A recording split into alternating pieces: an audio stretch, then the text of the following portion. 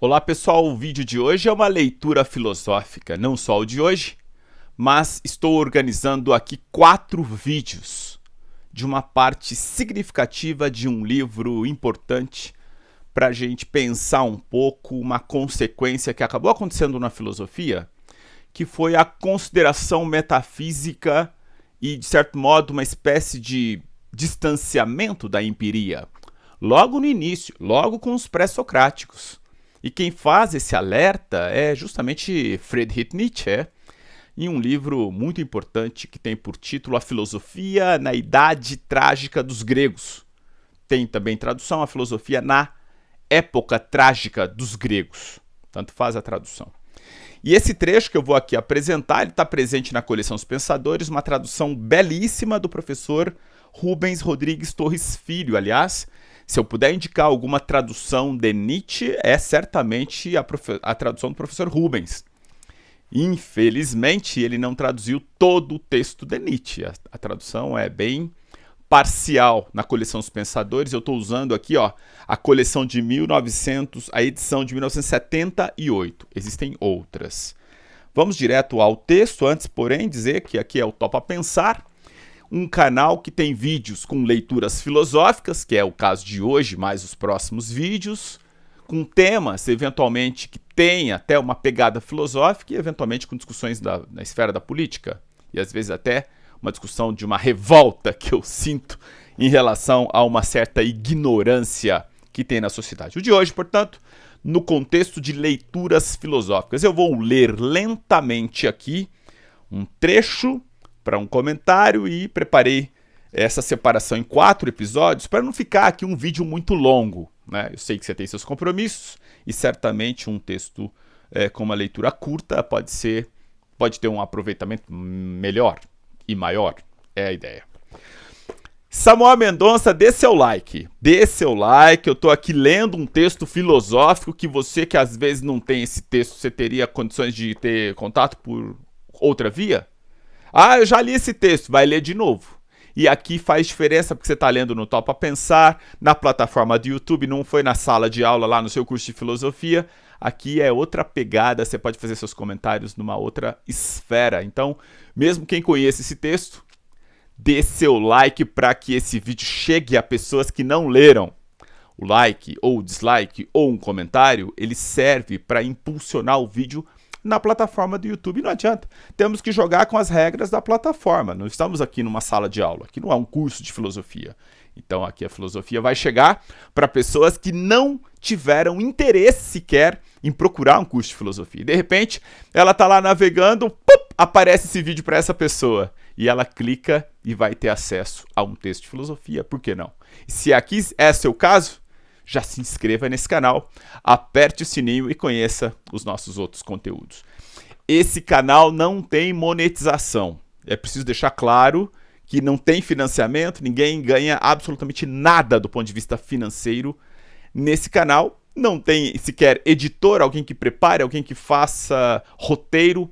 Tem aqui Samuel Mendonça assumindo todo o trabalho e por isso, de forma muito amadora, precária, mas com uma boa intenção. Tudo bem que você vai dizer que de boa intenção o inferno está cheio, né? Mas como estamos no inferno, então tá tudo certo. A filosofia grega parece começar com uma ideia absurda, com a proposição: a água é a origem e a matriz de todas as coisas. Guarde essa proposição.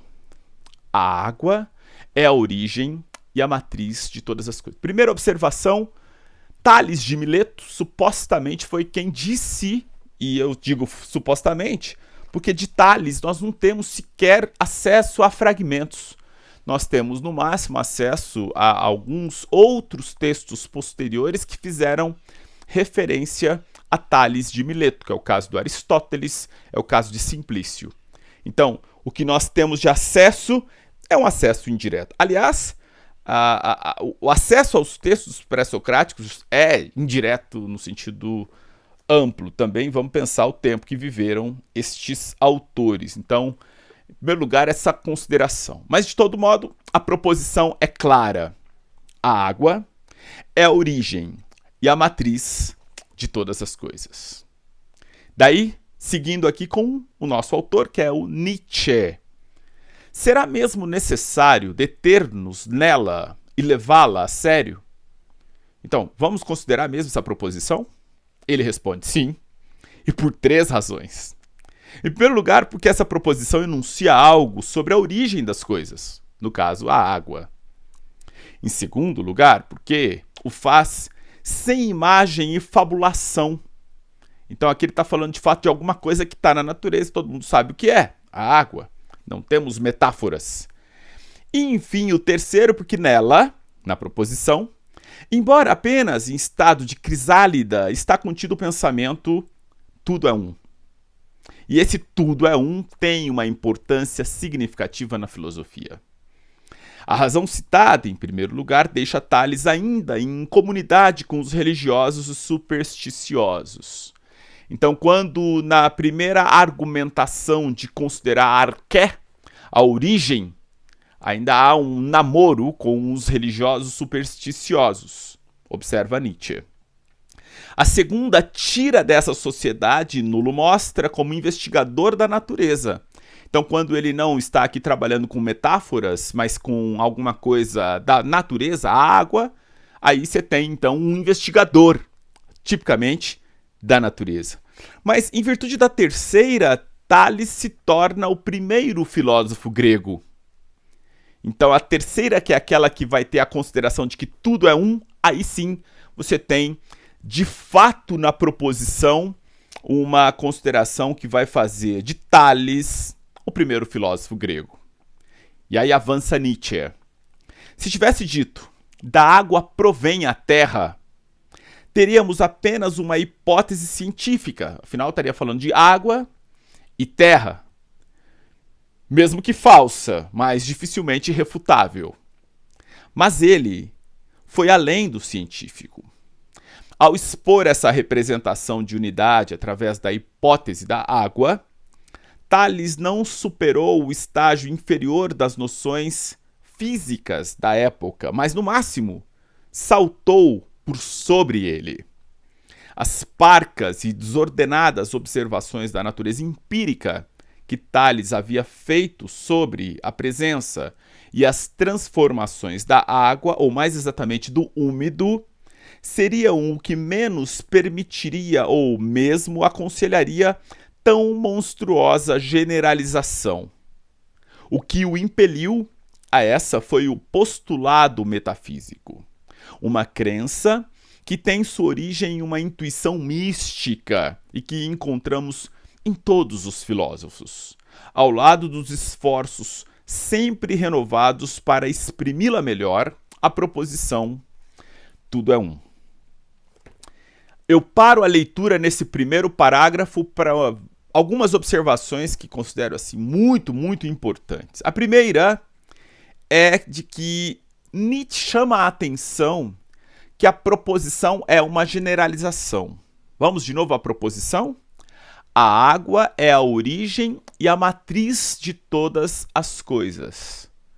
E ele tem uma preocupação com esse aspecto de uma, que ele chama de monstruosa generalização, porque na verdade ela só foi possível de ser concebida por um viés metafísico. Não está de fato Tales, na leitura, por exemplo, de Aristóteles ou de Simplício, falando apenas de alguma coisa que nós observamos na natureza. Ele diz, a água é a origem. E o termo origem já te coloca numa dimensão que ultrapassa o físico. Quando nós tratamos na filosofia de origem, original, nós estamos buscando exatamente aquele modelo primeiro. Aquele primeiro motor, aquela arqué, aquela ideia por meio da qual a coisa se fez. Então a água é a origem. É então um postulado muito forte, porque além de forte, ele coloca para uma dimensão que ultrapassa o físico. Quando eu digo a água é a origem, eu não estou deixando claro de fato o que é a água. Dizer que é a origem só me coloca mais interrogações. e a matriz de todas as coisas.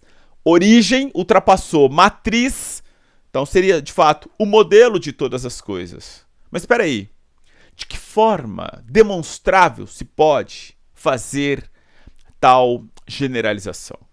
E daí que tem esse componente que Nietzsche está chamando a atenção de uma espécie de ojeriza à empiria e de um certo abraçar do caráter metafísico que vai aproximar Tales de religiosos supersticiosos e, de certo modo, afastá-lo da própria filosofia. Veja que aqui já há uma noção de que a filosofia que Nietzsche defende é um pouco mais rigorosa do que essa filosofia que abre para a comunicação com supersticiosos. Ainda assim, ele não está negando o caráter filosófico da proposição com o tudo é um. E, aliás, tudo é um que também vai ser desenvolvido por Heidegger, por diversos outros autores. Em última instância, há passagens outras de Nietzsche, por exemplo, no Humano Demasiado Humano 2, o andarilho e sua sombra, em torno de questões que estão aqui já intuídas e que aqui aparecem e que eu vou certamente retomar nos outros vídeos. Samuel Mendonça, topa pensar, já deu o seu like certamente, já enviou para os seus amigos e, curiosamente, Harry aparece aqui novamente no final desse vídeo. Ontem isso aconteceu também. Esse é o caçula, temos 3 gatos nessa residência e eles vêm aqui visitar. O que eu posso fazer? E talvez até ele venha aqui para dizer assim, ó, chegou o tempo do vídeo, tá um pouco mais de 10 minutos, está na hora de acabar. Fiquem bem e tomem um café.